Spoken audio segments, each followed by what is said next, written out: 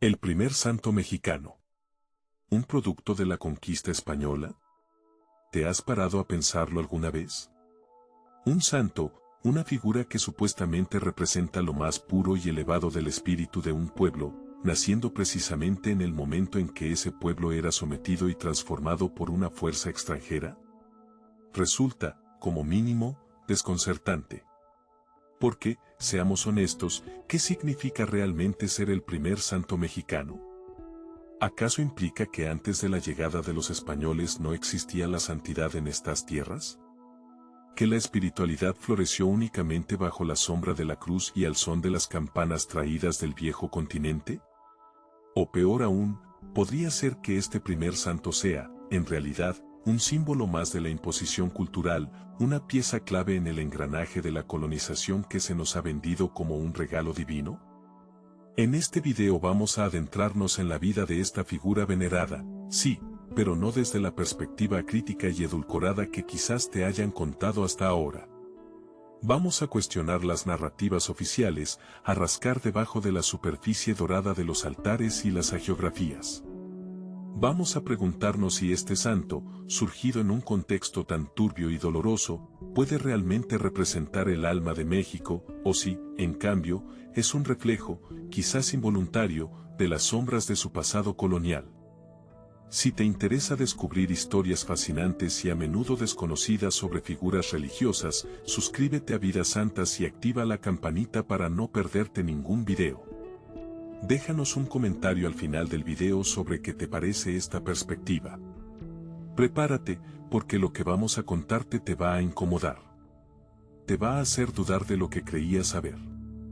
Te va a obligar a mirar con otros ojos a esas imágenes piadosas que quizás has visto desde niño. Porque la historia de este santo, el supuesto primer santo mexicano, está lejos de ser un cuento de hadas. Es una historia compleja, llena de matices, de silencios y de contradicciones que nos hablan, quizás más de lo que nos gustaría admitir, sobre la propia identidad de México.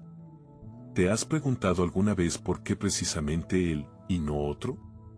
¿Por qué esta figura en concreto fue elevada a los altares en un proceso que, como veremos, estuvo cargado de intereses y manipulaciones? ¿Acaso no hubo otros hombres y mujeres en la Nueva España, indígenas, mestizos, incluso españoles, cuyas vidas fueron igual o más ejemplares? ¿Por qué se eligió a este personaje en particular para encabezar la lista de los santos mexicanos? La respuesta, te lo adelanto, no es sencilla. Y probablemente te decepcione un poco. Porque la santidad, como tantas otras cosas en la historia, no siempre es un asunto de méritos individuales o de virtudes excepcionales. A menudo, es una construcción social, un producto de su tiempo, moldeado por las necesidades políticas, religiosas y hasta económicas de quienes ostentan el poder. Y en el caso de este primer santo, la sombra de la conquista española se proyecta larga y oscura sobre su figura. No te estoy diciendo que no fuera un hombre de fe, o que su vida careciera de valor. Lo que te propongo es que miremos más allá de la imagen beatífica que nos han vendido, que cuestionemos los relatos hagiográficos que lo presentan como un modelo de perfección intachable. Porque, ¿sabías que algunos historiadores sugieren que su elevación a los altares fue, en parte, una estrategia para reforzar la legitimidad de la Iglesia Católica en México tras la independencia? ¿Que su figura se utilizó para contrarrestar las voces que clamaban por una identidad nacional desligada del pasado colonial? ¿Que incluso se llegó a tergiversar su historia para adaptarla a las necesidades del discurso oficial? Todo esto, y mucho más, es lo que vamos a explorar en este video. No te prometo respuestas fáciles ni conclusiones definitivas. Pero sí te garantizo una mirada honesta y crítica sobre una figura clave de la historia religiosa de México, una figura que, te guste o no, sigue siendo relevante en el imaginario colectivo de este país. Así que acompáñame en este viaje incómodo, pero necesario, hacia las profundidades de la historia. Despojémonos juntos de prejuicios y clichés, y atrevámonos a mirar al primer santo mexicano, no como un icono intocable, sino como un ser humano complejo, contradictorio y, sobre todo, profundamente marcado por las circunstancias de su tiempo. Porque sólo así, cuestionando las narrativas establecidas, podremos empezar a comprender la verdadera dimensión de su legado y su significado para el México de hoy. Desmontando mitos, santo, mexicano o santo, colonial. Imagina por un momento que te encuentras frente a un espejo que refleja no solo tu imagen, sino también la de un pasado complejo, a veces incómodo. En ese reflejo ves la figura de un santo, venerado, admirado, pero surge una pregunta punzante, casi una espina clavada en la conciencia: ¿es realmente nuestro? ¿Es mexicano, en esencia, o es más bien un producto de aquella época que preferimos recordar solo a medias, la época colonial? ¿Te has topado de bruces con una de esas polémicas que erizan la piel, que dividen opiniones y que, en el fondo, nos obligan a mirar de frente a nuestra propia historia? Porque, seamos sinceros, la historia de México no es un cuento de hadas, ni una narración lineal y pulcra. Es un tapiz intrincado, tejido con hilos de múltiples colores, algunos brillantes y otros oscuros, algunos que nos enorgullecen y otros que preferiríamos esconder bajo la alfombra. Y aquí estamos, intentando desentrañar uno de esos hilos problemáticos. ¿Podemos, honestamente, llamar mexicano a un santo que floreció en un contexto colonial? Cuando la identidad nacional, tal como la entendemos hoy, era apenas un germen, una idea nebulosa luchando por nacer. Cuando la influencia europea, la cultura, la religión, las estructuras de poder, lo impregnaban todo, como una lluvia persistente que cala hasta los huesos. La pregunta te incomoda, lo sé. Porque pone en jaque nuestras categorías mentales, nuestras cómodas clasificaciones. Nos gustaría que todo fuera blanco o negro, santo o colonial, mexicano o extranjero. Pero la realidad, como siempre, es mucho más escurridiza, mucho más matizada. Y la respuesta, si me permites dártela de forma directa, sin rodeos, es sí. Sí, podemos considerarlo mexicano. A pesar de todo. A pesar del contexto colonial, a pesar de las dudas, a pesar de las voces que se levantan en contra. ¿Por qué? Porque la santidad, en su esencia más profunda, trasciende las fronteras políticas y temporales. Es un reconocimiento que emana de la Iglesia, una institución que, guste o no, ha sido y sigue siendo una parte fundamental de la historia de México. Un reconocimiento que se basa en criterios espirituales, en vidas de entrega, de fe, de virtud. Más allá de la nacionalidad o del contexto histórico. Pero no te confundas, no estoy diciendo que debamos ignorar el contexto colonial. Sería un error garrafal, una simplificación burda. El contexto colonial es crucial para entender la complejidad de estas figuras, para comprender las tensiones y contradicciones que las atraviesan. No podemos borrar 500 años de historia, ni fingir que la influencia europea no existió. Lo que te propongo es algo más sutil, más desafiante. Te propongo que aceptes la complejidad, que abraces las contradicciones. Que entiendas que la historia de México no es una historia pura, inmaculada, sino una historia mestiza, híbrida, llena de claroscuros. Y en esa historia, en ese tapiz complejo, estas figuras, estos santos, tienen su lugar. Son parte de nuestro legado, nos guste o no. Son hijos de su tiempo, sí, marcados por la impronta colonial, pero también son parte de nuestra herencia cultural, religiosa, incluso identitaria. Porque, piensa por un momento, ¿qué es México sino una superposición de capas, una acumulación de influencias? Desde las civilizaciones prehispánicas, pasando por la colonia, la independencia, la revolución, hasta llegar al México contemporáneo. Somos el resultado de todas esas capas, de todas esas influencias, incluso de aquellas que nos resultan incómodas o dolorosas. Negar la parte colonial de nuestra historia, negar la influencia europea, sería amputar una parte esencial de nosotros mismos. Sería como querer borrar una página del libro de nuestra vida, fingir que nunca existió. Y eso, a la larga, nos empobrece, nos debilita. En lugar de rechazar estas figuras por su contexto colonial, te invito a que las observes con ojos críticos, sí, pero también con una mirada comprensiva. Intenta entenderlas en su tiempo, en sus circunstancias, sin juzgarlas con los parámetros del siglo XXI. Intenta descubrir que nos pueden enseñar, que podemos aprender de ellas, incluso en medio de la polémica. Porque la polémica, en el fondo, es sana.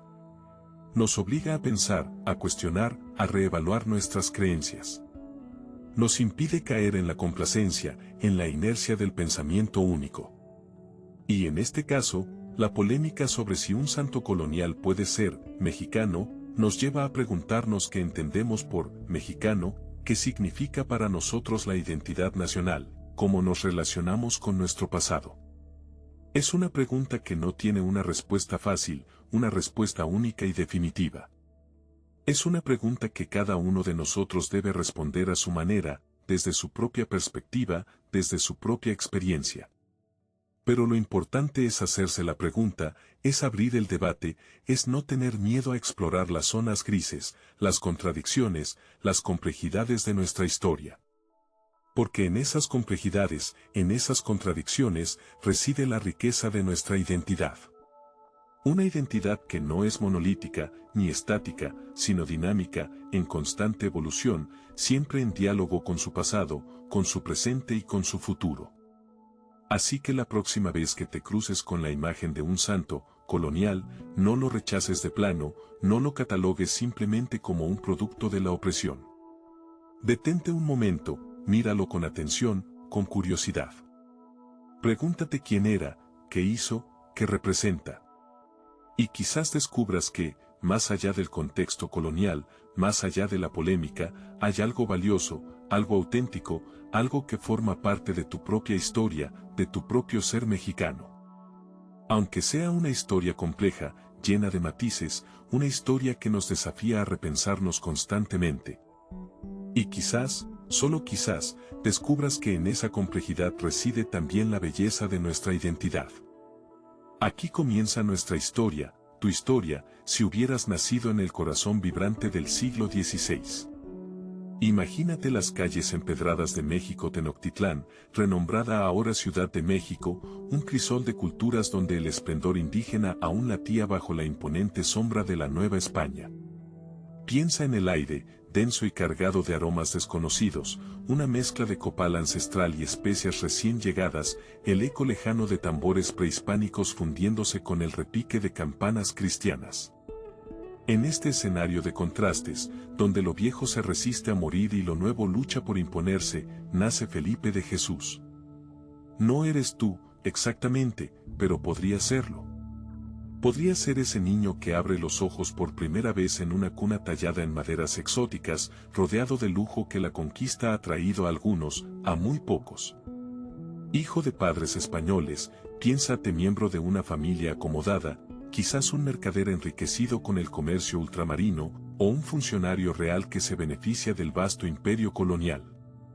Tu hogar es una mansión de piedra, construida sobre los cimientos de un antiguo templo azteca, una metáfora palpable de la superposición de mundos que define tu existencia.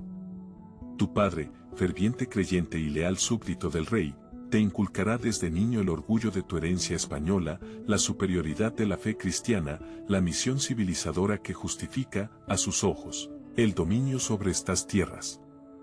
Tu madre, quizás más nostálgica, te contará historias de la vieja España, de sus costumbres y tradiciones, intentando recrear un pedazo de su hogar en este territorio lejano y, a veces, hostil. Pero fuera de los muros de tu casa, la realidad es mucho más compleja, mucho más turbia.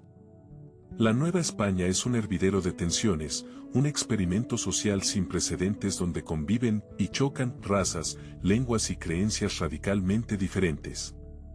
Los indígenas, la población originaria, han sido sometidos, diezmados por las enfermedades y la brutalidad de la conquista.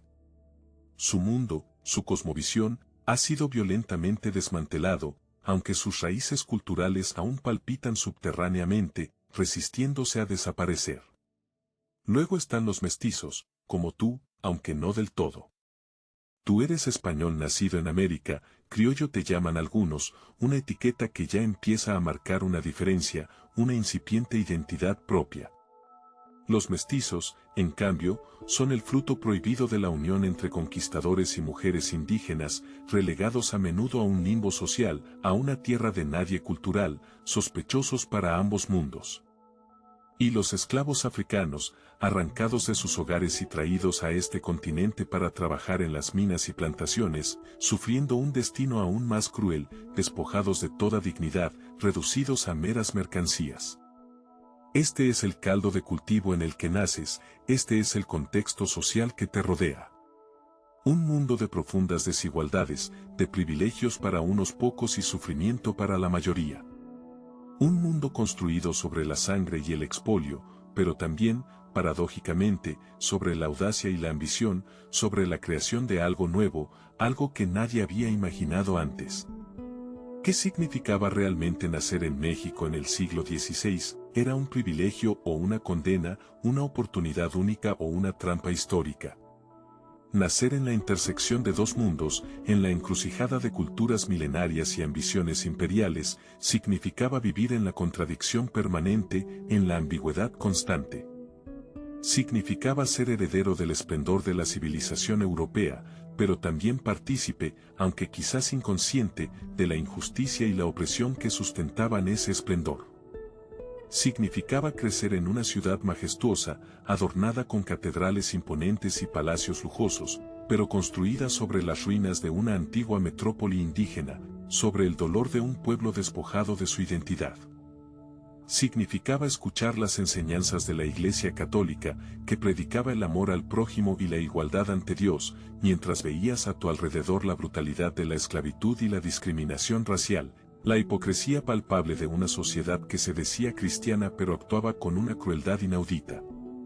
Significaba vivir en una tierra de abundancia, rica en recursos naturales, pródiga en frutos exóticos, pero al mismo tiempo, ser consciente de que esa riqueza se obtenía a costa del sufrimiento de muchos, de la explotación despiadada de la mano de obra indígena y esclava.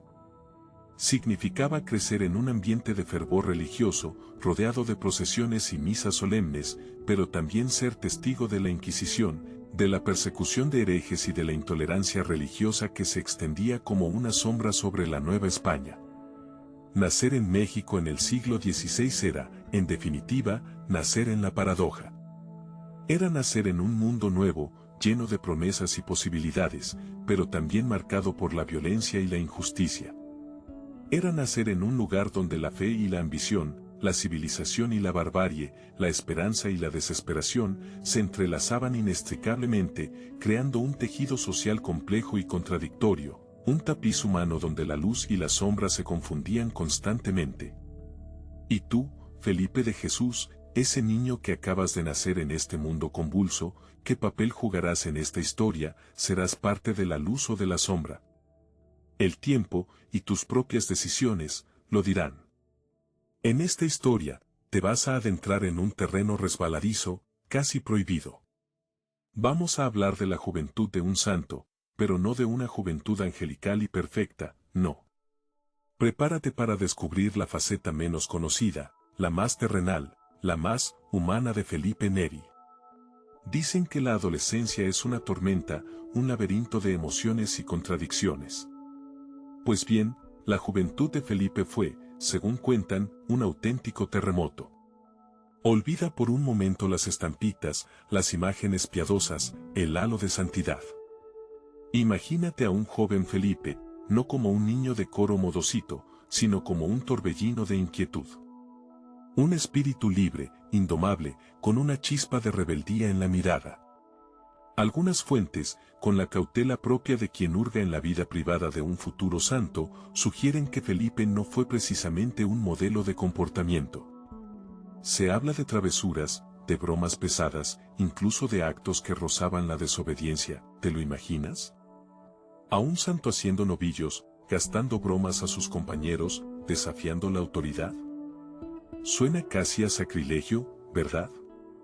Pero, ¿y si te dijera que esa faceta problemática, esa energía desbordante, esa aparente falta de disciplina, no fueron un obstáculo en su camino hacia la santidad, sino quizás, incluso, parte fundamental de su proceso? Aquí es donde la cosa se pone interesante, donde la narrativa se complica y donde, probablemente empieces a sentir un cierto desconcierto. Porque, ¿cómo encaja un joven rebelde, un espíritu inquieto, con la imagen tradicional de un santo? ¿Acaso la santidad es solo para almas mansas, para corazones sumisos, para vidas lineales y sin sobresaltos? Pregúntate esto: ¿puede un joven con una juventud, digamos, movida, estar destinado a la santidad? ¿O es que acaso toda esta historia de la juventud traviesa de Felipe no es más que un intento de humanizarlo, de acercarlo a nosotros, pecadores de a pie, o peor aún, una estrategia para dulcificar su biografía, para convertirlo en un producto más palatable para las masas? Piensa por un momento en la geografía, en esas biografías de santos que a menudo parecen relatos de ficción, historias perfectas y sin fisuras, donde cada acto, cada palabra, cada pensamiento del santo está preñado de virtud y divinidad. ¿No te resulta sospechoso? ¿No te parece que a veces se nos presenta a los santos como seres inalcanzables, casi extraterrestres, alejados de las miserias y contradicciones de la vida humana? Y aquí, volviendo a Felipe, surge la pregunta incómoda: ¿estamos ante una nueva versión edulcorada de la geografía? ¿Se nos está vendiendo una imagen de Felipe rebelde para hacerlo más atractivo, más moderno, más cool, sin que realmente esa rebeldía juvenil tenga un peso real en su camino espiritual? ¿O es que, por el contrario, esa juventud inquieta, esa chispa de inconformismo, fueron precisamente el motor que lo impulsó a buscar algo más, algo trascendente, algo que diera sentido a su vida? Quizás, y esto es solo una hipótesis, la santidad no sea la ausencia de pecado, sino la lucha constante contra él.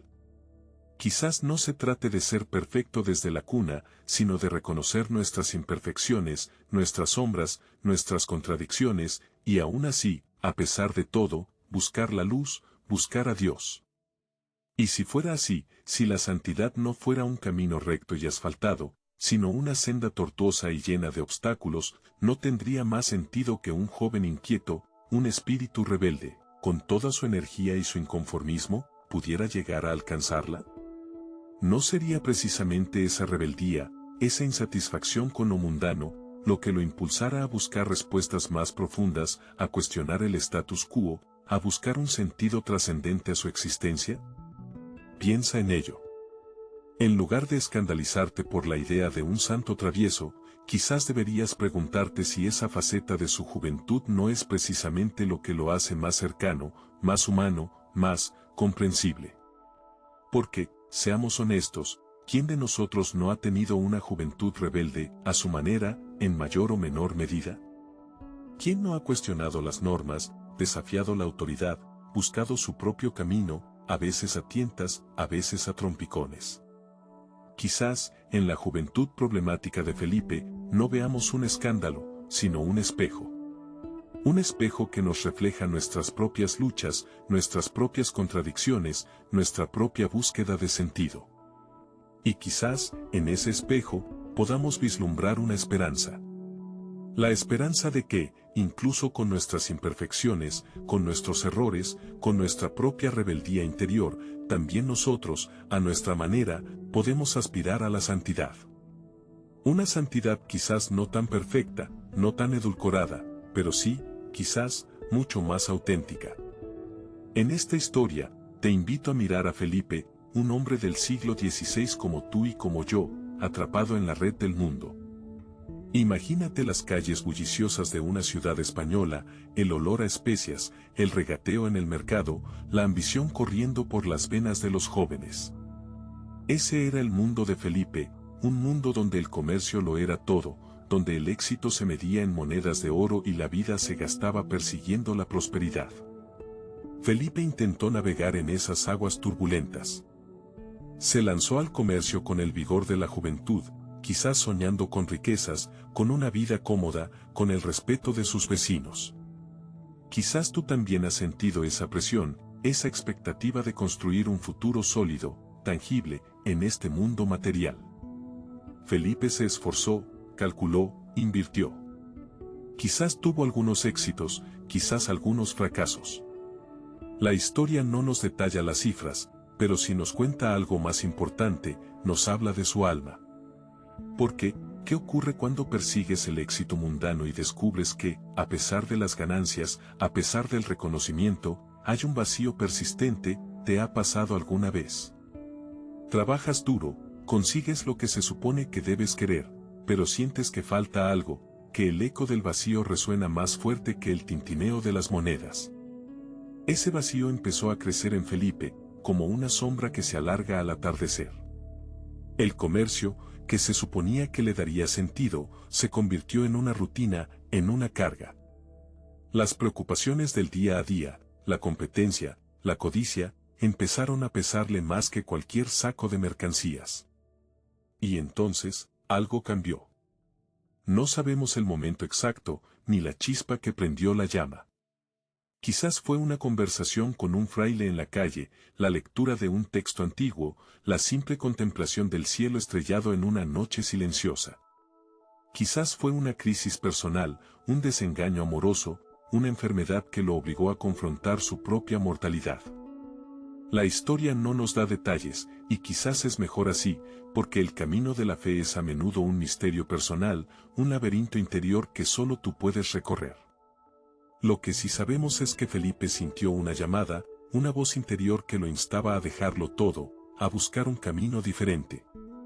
Y no eligió cualquier camino, no buscó una vida de ermitaño solitario o un retiro dorado en un monasterio rico. No, Felipe eligió la orden franciscana. Piensa en ello. Los franciscanos.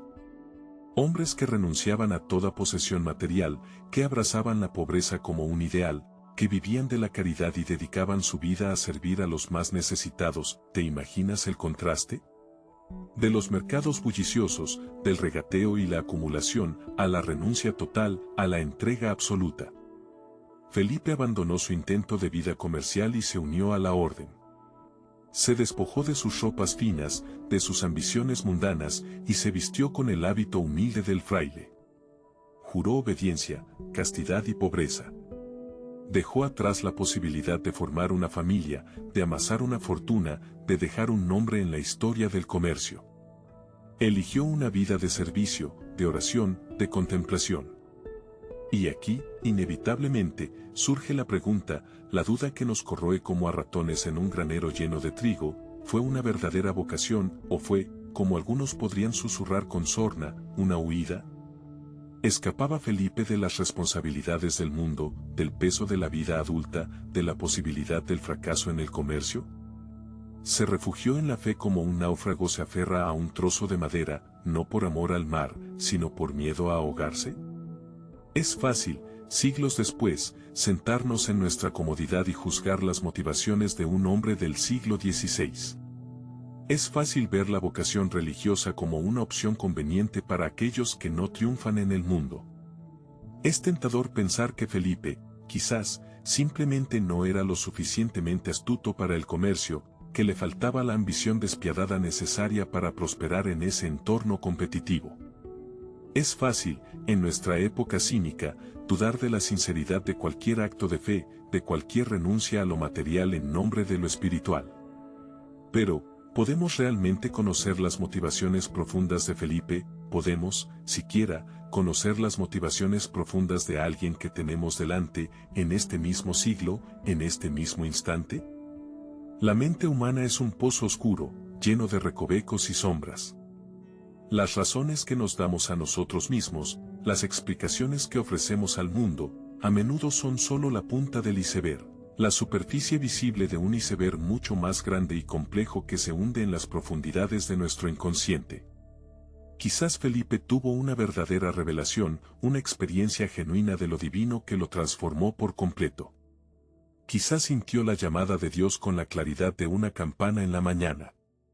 O quizás, y esto no lo hace menos válido, quizás su vocación fue una mezcla confusa de anhelos espirituales, desilusiones mundanas, y una búsqueda instintiva de un sentido más profundo para su vida.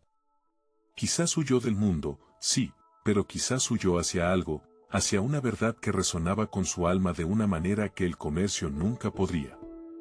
La verdad es que no lo sabemos. No podemos viajar en el tiempo, introducirnos en la mente de Felipe y desentrañar todos los hilos de su decisión. Y quizás, en última instancia, no importa. Lo que importa es el resultado. Felipe eligió un camino que lo llevó a una vida diferente, una vida de servicio y fe. Si esa elección nació de una vocación genuina o de una huida disfrazada de vocación, solo él, y quizás Dios, lo saben. Y quizás, al final, lo único que importa es si encontró la paz, si encontró un sentido en su vida franciscana, si en ese camino, tardío pero decisivo, encontró la verdad que buscaba, o al menos, una verdad que le bastó. Porque tú, como yo, sabes que la búsqueda de la verdad, en cualquiera de sus formas, es el viaje más importante de todos. Imagínate por un momento el vasto océano Pacífico, tú, un alma imbuida de fe, navegando hacia las Filipinas. El sol te acaricia la cara, la brisa salada hincha las velas de tu embarcación y en tu corazón arde la llama de la misión. Has dejado atrás la seguridad de tu hogar, las comodidades, la rutina, todo por una llamada que sentiste más fuerte que el rugido del mar. Tu destino, sembrar la semilla de la fe en tierras lejanas, llevar consuelo y esperanza a quienes, según crees, viven en la oscuridad. Filipinas te recibe con los brazos abiertos, con una calidez que va más allá del clima tropical. Allí, entre islas exuberantes y gentes curiosas, comienzas tu labor. Aprendes nuevas lenguas, te adaptas a costumbres diferentes, compartes tu visión del mundo. Sientes la satisfacción del trabajo bien hecho, la alegría de ver cómo las semillas que plantas empiezan a germinar. Pero el destino, caprichoso y misterioso, tiene otros planes para ti. Una tormenta, furiosa y despiadada, se desata sobre el océano. Las olas gigantescas azotan tu barco como si fuera un juguete, el viento aúlla con rabia, el cielo se oscurece bajo el manto de la tempestad. Luchas por sobrevivir, aferrándote a la fe como un náufrago a un madero, pero la fuerza de la naturaleza es implacable. Tu barco, destrozado, se hunde en las profundidades, llevándose consigo tus planes, tus certezas, quizás incluso tus esperanzas. Despiertas en una playa desconocida, empapado, exhausto, pero vivo. Has naufragado, pero has sido rescatado por el mar mismo, arrojado a una tierra que no era tu destino original, Japón. Una tierra hermosa, sí, con paisajes impresionantes y una cultura milenaria, pero también una tierra convulsa, marcada por un conflicto invisible, una guerra silenciosa librada en los corazones y las mentes. Te encuentras en el Japón del siglo XVII, una época donde la fe que profesas es vista como una amenaza, una enfermedad extranjera que debe ser erradicada. El gobierno, temeroso de la influencia occidental y de la lealtad a un poder superior al suyo, ha desatado una persecución brutal contra los cristianos. Torturas inimaginables, crucifixiones públicas, ejecuciones sumarias, todo en nombre de la unidad y la pureza de la nación. Piensa en ello por un momento. Llegaste a Japón por accidente, por un capricho del destino, por una tragedia marítima. No buscabas este lugar, no era tu meta, pero aquí estás, en el ojo del huracán de la persecución religiosa. ¿Casualidad, error del destino, o algo más profundo, algo inescrutable que escapa a tu comprensión? Te encuentras en un país donde profesar tu fe puede significar la muerte. Donde cada paso que das puede ser el último. Donde la sonrisa de un extraño puede esconder una traición, donde la amabilidad puede ser una trampa. Te mueves en la sombra, escondiéndote, protegiendo a aquellos que comparten tu fe, sabiendo que en cualquier momento puedes ser descubierto, arrestado, torturado. Y en medio de este peligro constante, de esta incertidumbre angustiante, surge la pregunta que te atormenta, que resuena en tu mente como un eco persistente: ¿fue el naufragio una simple tragedia, un accidente desafortunado que te arrojó a esta tierra hostil, o fue una señal, un designio divino que te condujo directamente al camino del martirio? Fue la mano de Dios la que guió las olas para estrellar tu barco contra las costas japonesas, llevándote a este escenario de sufrimiento y sacrificio. Te eligió para ser testigo de la fe en medio de la oscuridad más profunda, para demostrar con tu propia vida la fuerza de tus convicciones. ¿O fue simplemente el azar, la ciega rueda de la fortuna, la que te colocó en este lugar y en este momento? Quizás pienses que Dios te puso a prueba, que te llevó al límite para fortalecer tu fe, para purificarte a través del sufrimiento. Quizás creas que tu llegada a Japón no fue un error, sino una misión disfrazada, un llamado a ser luz en medio de la tiniebla, a sembrar esperanza donde solo reina la desesperación. Pero también podrías sentirte abandonado, traicionado por ese destino que te trajo hasta aquí. Podrías cuestionar la justicia divina, preguntarte por qué, si Dios es amor y misericordia, te permitió sufrir este naufragio, te arrojó a esta tierra de persecución, te enfrenta a la posibilidad real y aterradora del martirio. Es justo que tu vida, dedicada a la fe y al servicio, termine de esta manera, en una tierra lejana y hostil, víctima de la intolerancia y la crueldad humana? ¿Es este el final que esperabas, el destino que imaginabas cuando partiste lleno de ilusión y esperanza? La respuesta, quizás, nunca la encuentres. Quizás la verdad se esconda en las profundidades del misterio divino, inescrutable para la mente humana. Quizás el naufragio fue ambas cosas, tragedia y señal, dolor y propósito, azar y destino entrelazados en un tapiz complejo y fascinante. Lo que sí es cierto es que te encuentras en Japón, en medio de la persecución, enfrentando la posibilidad del martirio. Y ahora, la decisión es tuya, te doblegarás ante la adversidad, renegarás de tu fe para salvar tu vida, o te mantendrás firme en tus convicciones, dispuesto a pagar el precio más alto por aquello en lo que crees. En este drama japonés, en esta encrucijada entre destino y tragedia, tú eres el protagonista, y tu elección definirá el capítulo final de tu historia.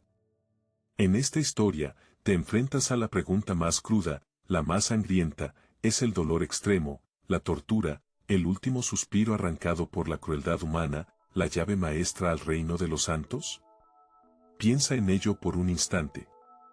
La Iglesia, a lo largo de los siglos, ha elevado a los altares a hombres y mujeres que sufrieron hasta la muerte por su fe. Mártires, los llaman. Testigos. Pero, ¿de qué son testigos exactamente? ¿De una fe inquebrantable o de la capacidad humana para infligir dolor y, paradójicamente, encontrar en ese dolor una extraña forma de gloria? Viajemos ahora a Japón, al Japón del siglo XVI. Un lugar lejano, exótico, donde la fe cristiana recién comenzaba a echar raíces, pero también donde la sombra del rechazo y la persecución ya se extendía amenazante. En este escenario, emerge la figura de San Felipe de Jesús. Un joven nacido en la vibrante Ciudad de México, un muchacho que, dicen, llevó una vida un tanto disipada antes de sentir la llamada divina. Un converso, podríamos decir, un alma en búsqueda. Y esa búsqueda lo llevó hasta tierras niponas, con la intención de propagar la palabra de Cristo. Imagínate la escena. Febrero de 1597. Nagasaki. No te imagines una muerte piadosa en la cama, rodeado de seres queridos. No. Piensa en la brutalidad descarnada. Felipe, junto a otros 25 compañeros, entre ellos sacerdotes, frailes y laicos, son llevados a una colina, la colina de Nisisaka. No son recibidos con honores, ni con respeto. Son conducidos como animales al matadero, entre insultos y escupitajos. Ya habían sido torturados antes, mutilados en algunos casos, para que su fe, supuestamente, se quebrara. Pero no cedieron. Y ahora, les esperaba la crucifixión. Clavos. Madera tosca. Cuerpos desnudos expuestos al frío, al sol, a la mirada curiosa y a menudo hostil de la multitud. No fue una crucifixión rápida, limpia. Fue un espectáculo de agonía prolongada. Imagínate el dolor lacerante al clavar el primer clavo en la carne viva. El segundo. En las manos, en los pies. El peso del cuerpo colgando, desgarrando las heridas. Las horas pasando lentamente, cada minuto una eternidad de sufrimiento. La sed quemando la garganta. El cuerpo temblando, luchando por aferrarse a la vida que se escapa. Y alrededor, el ruido de la multitud, los gritos, las burlas, quizás alguna oración silenciosa entre los pocos cristianos que se atrevieron a presenciar el horror. Felipe, el mexicano, el joven converso, es el más joven del grupo. Dicen que mantuvo la serenidad, que incluso animó a sus compañeros. Que cantó salmos mientras la vida se desvanecía de su cuerpo martirizado. Junto a él, los otros 25.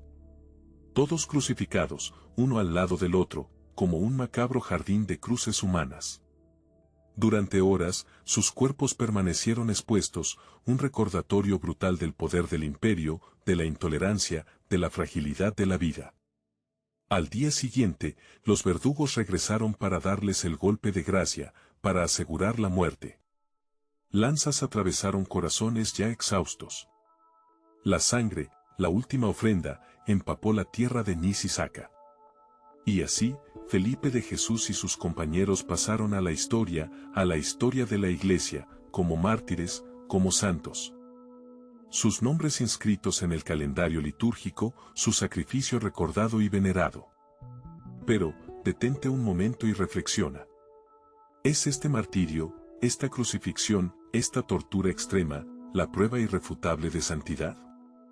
¿Es el dolor, la sangre derramada, el sello distintivo de los elegidos por Dios? ¿Es acaso necesario sufrir hasta la muerte para alcanzar la gloria celestial? Mira a tu alrededor. Observa la vida cotidiana. Piensa en la bondad silenciosa, en la paciencia constante, en la caridad anónima. ¿No reside también la santidad en esos actos pequeños, en esas virtudes discretas que florecen en el jardín secreto del corazón? ¿No hay acaso una santidad cotidiana, una santidad menos espectacular, menos sangrienta, pero igualmente válida, igualmente profunda? Piensa en la madre que cuida a su hijo enfermo noche tras noche, agotada pero incansable. Piensa en el voluntario que dedica su tiempo a ayudar a los demás, sin esperar nada a cambio. Piensa en el anciano que enfrenta la soledad con dignidad y fe. ¿No son ellos, en su humildad, en su entrega silenciosa, también testigos de una fe viva, de un amor genuino? ¿Acaso su santidad es menos real, menos meritoria, por no haber sido sellada con la sangre del martirio? Tal vez, la historia de San Felipe de Jesús y sus compañeros no sea solo una historia de dolor y muerte, sino también una invitación a reflexionar sobre las múltiples formas de la santidad. Quizás el martirio sea un camino, sí, un camino extremo, excepcional. Pero existen otros senderos, más silenciosos, más cotidianos, pero igualmente válidos. La santidad, quizás, no se mide por la espectacularidad del sufrimiento, sino por la autenticidad del amor, por la coherencia entre la fe y la vida, por la entrega generosa al prójimo. ¿Y tú, qué piensas? ¿Crees que el martirio es la prueba definitiva, el último eslabón hacia la santidad, o crees que la santidad puede florecer en la sencillez de la vida cotidiana, en los actos de amor y compasión que, aunque menos visibles, son igualmente valiosos a los ojos de Dios? La respuesta, quizás, no sea única, ni sencilla. Pero la pregunta, sin duda, merece ser planteada y reflexionada, para que podamos comprender mejor la verdadera dimensión de la santidad, en todas sus formas, en todos sus rostros. En esta historia, nos adentramos en un terreno donde lo inexplicable se entrelaza con lo sagrado, donde lo extraordinario busca su lugar en lo ordinario. Nos enfrentamos a los milagros, esos eventos que desafían nuestra comprensión del mundo, y a la canonización, el proceso por el cual la Iglesia, con siglos de sabiduría y controversia a sus espaldas, decide quién merece ser llamado santo. Piensa por un momento en la palabra milagro, ¿qué te viene a la mente? Una curación repentina, desafiando toda lógica médica, un evento fortuito que cambia el curso de una vida. Para la Iglesia Católica, los milagros no son meras casualidades afortunadas, son señales divinas, intervenciones directas de Dios que validan la santidad de una persona. Y es precisamente a través de estos eventos extraordinarios que se construye el camino hacia la canonización. Imagínate el proceso, meticuloso y a veces tortuoso, para declarar a alguien santo. No basta con una vida de bondad y fe, aunque eso sea fundamental. La Iglesia requiere pruebas, evidencias que trasciendan lo humano, lo puramente explicable. Es un escrutinio profundo, donde teólogos, historiadores y científicos examinan la vida del candidato, buscando virtudes heroicas y, crucialmente, milagros atribuidos a su intercesión. Es como un juicio, pero no terrenal, sino uno que busca discernir la voluntad divina. Y para entender esto mejor, quiero llevarte a la historia de San Felipe de Jesús, el primer santo mexicano, un hombre cuya vida y muerte están entrelazadas con lo milagroso y lo controvertido. Nacido en la Ciudad de México en el siglo XVI, Felipe no parecía destinado a la santidad. De joven, era conocido por su espíritu inquieto y su inclinación a las aventuras, más que por su piedad. De hecho, escapó del seminario para embarcarse en un viaje a Filipinas, buscando fortuna y quizás un escape de las expectativas familiares. Pero el destino, o la providencia, tenía otros planes para él. En su camino de regreso a México, su barco naufragó en Japón. En ese momento, Japón estaba bajo el gobierno del Shogun Toyotomi Hideyoshi, quien inicialmente había sido tolerante con los misioneros cristianos, pero que, por razones políticas y temores de influencia extranjera, había comenzado una persecución brutal contra ellos. Felipe, junto con otros misioneros franciscanos, fue arrestado, torturado y finalmente crucificado en Nagasaki en el año 1597. Su muerte, a una edad temprana y en circunstancias tan crueles, lo convirtió en un mártir a los ojos de muchos. Pero el martirio, por sí solo, no basta para la canonización. La Iglesia necesitaba más, necesitaba milagros. Y comenzaron a surgir historias, relatos de eventos inexplicables atribuidos a la intercesión de Felipe. Se contaban curaciones repentinas, personas que se recuperaban de enfermedades graves tras invocar su nombre. Se hablaba de protección milagrosa en situaciones de peligro. Estos relatos, transmitidos boca a boca y documentados con el tiempo, comenzaron a construir la reputación de santidad de Felipe. El proceso de canonización de San Felipe de Jesús fue largo y complejo, como suelen ser estos procesos.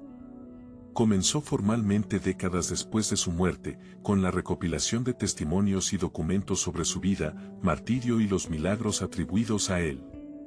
Se formaron tribunales eclesiásticos para investigar estos relatos, para discernir si realmente podían considerarse milagros o si tenían explicaciones naturales. Médicos, teólogos y expertos examinaron cada caso con lupa, buscando la intervención divina más allá de la ciencia y la razón. Uno de los milagros más destacados y cruciales para su canonización fue la curación de una mujer en México que sufría una enfermedad considerada incurable. Según los testimonios, tras encomendarse a San Felipe de Jesús, la mujer experimentó una recuperación repentina y completa. Este caso, junto con otros, fue presentado ante la Santa Sede en Roma, donde continuó el escrutinio.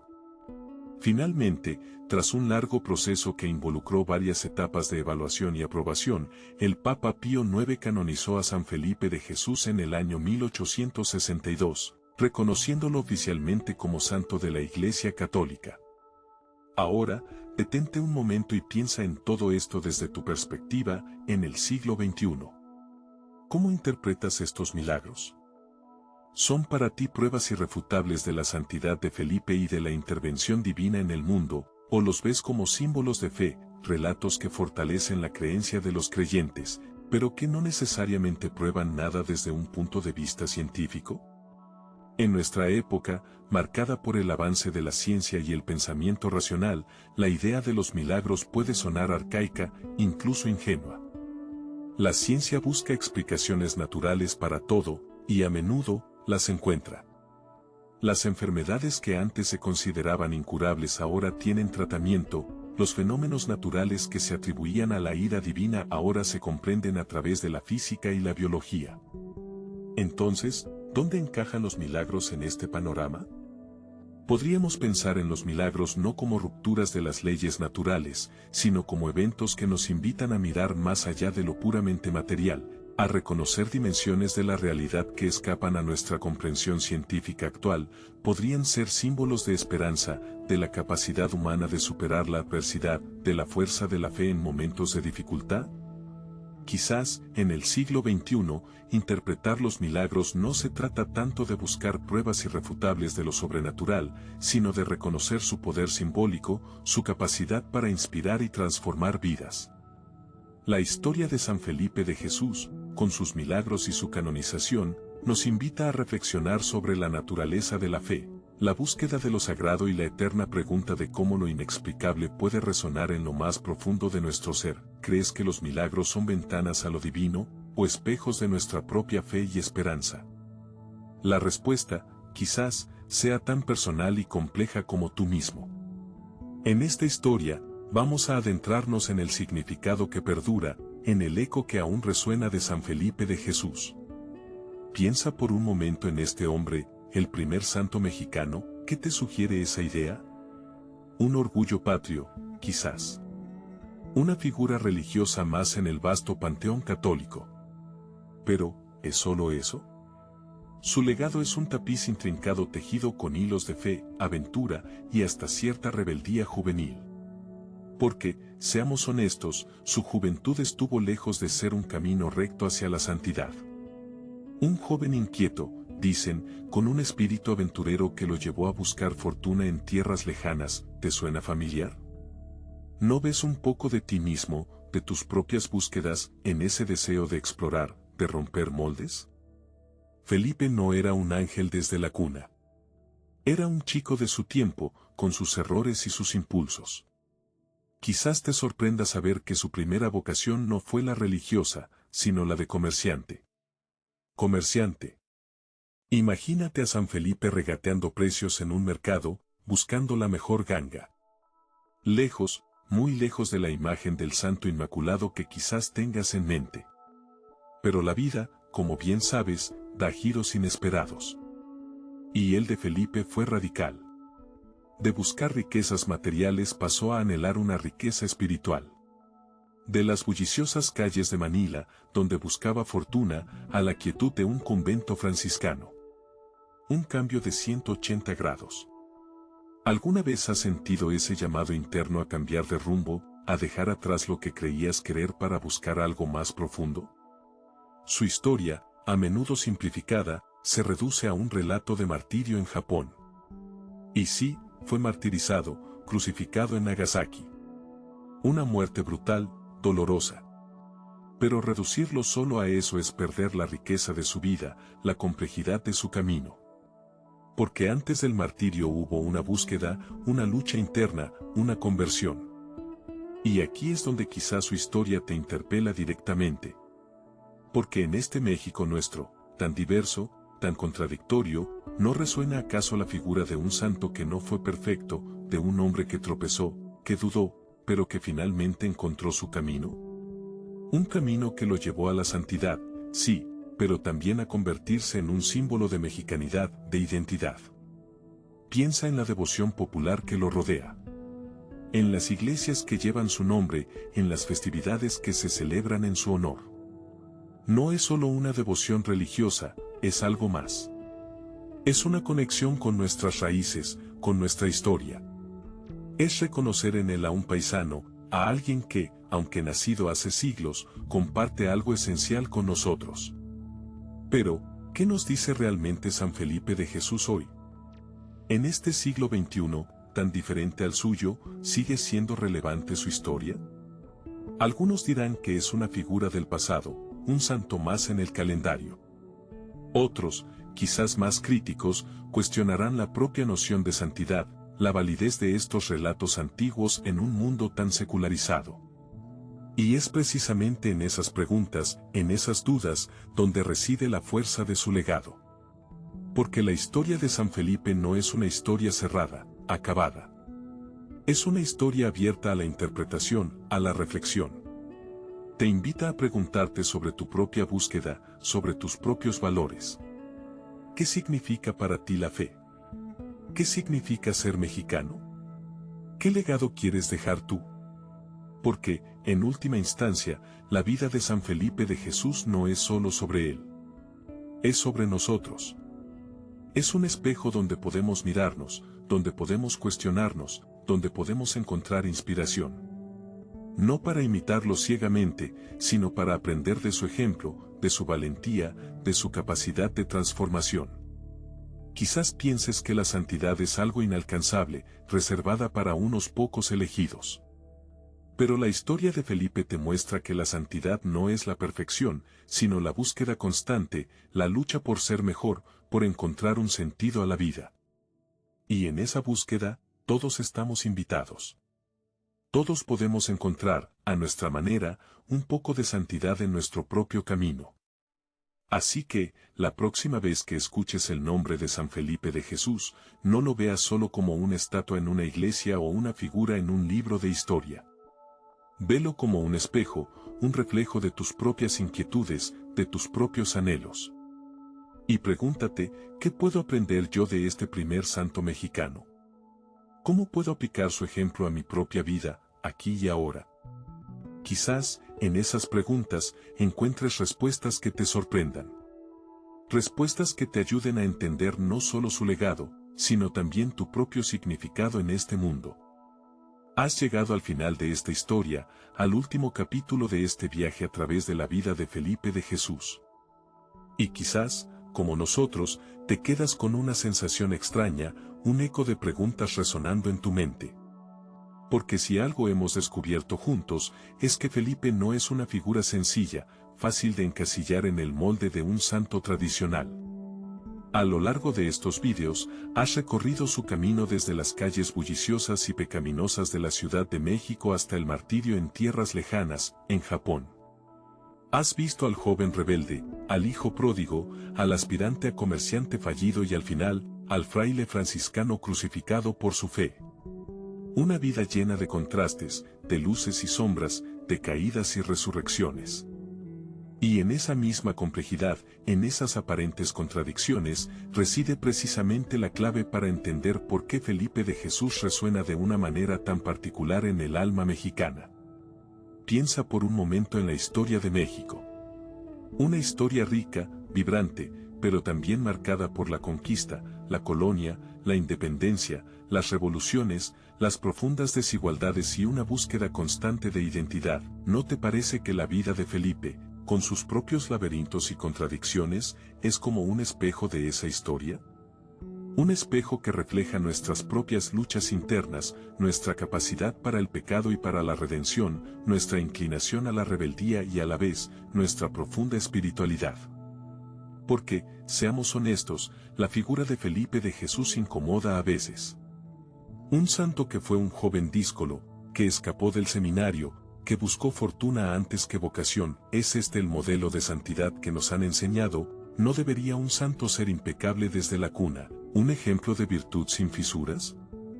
Pero, ¿no es acaso más humano, más cercano, un santo que también tropezó, que dudó, que se equivocó?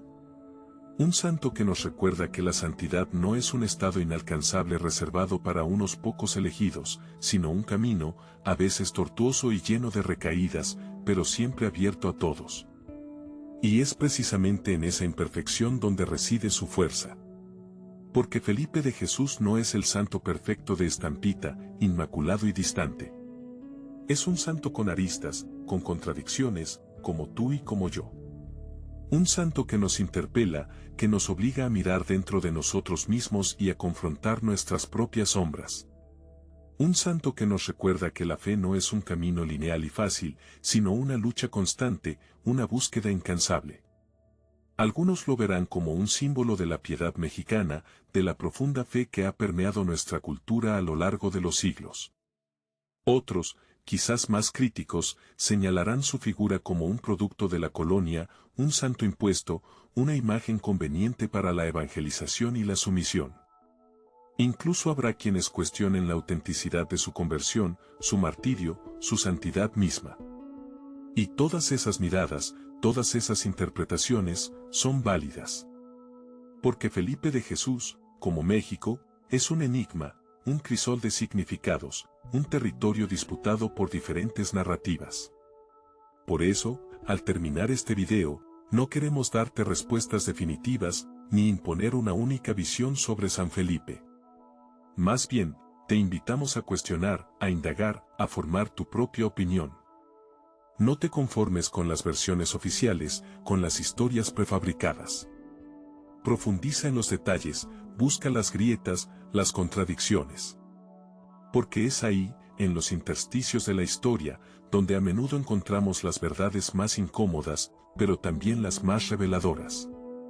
¿Fue Felipe un santo genuino, un hombre transformado por la gracia divina, o fue una figura construida, un símbolo útil para la Iglesia y el poder colonial? ¿Fue un rebelde arrepentido, un ejemplo de redención, o simplemente un joven aventurero que encontró un final trágico? Las respuestas, quizás, no sean sencillas. Y tal vez, lo más importante no sea encontrar una respuesta única, sino abrazar la complejidad, la ambigüedad, el misterio que rodea a esta figura fascinante. Porque al final, la historia de San Felipe de Jesús, este santo polémico para un México complejo, nos habla de nosotros mismos. Nos habla de nuestras propias contradicciones, de nuestras luchas internas, de nuestra búsqueda constante de sentido en un mundo lleno de incertidumbres. Nos invita a mirar nuestra propia historia, nuestra propia identidad, con una mirada crítica y a la vez compasiva. A reconocer nuestras luces y nuestras sombras, nuestras grandezas y nuestras miserias. A entender que la santidad, como la mexicanidad, no es un ideal inalcanzable, sino un camino en construcción, un proceso continuo de transformación y búsqueda. Si te ha gustado este video y quieres seguir explorando vidas fascinantes, suscríbete a Vidas Santas, comenta qué te pareció la historia de San Felipe y comparte este video con otras personas interesadas en la historia y la religión.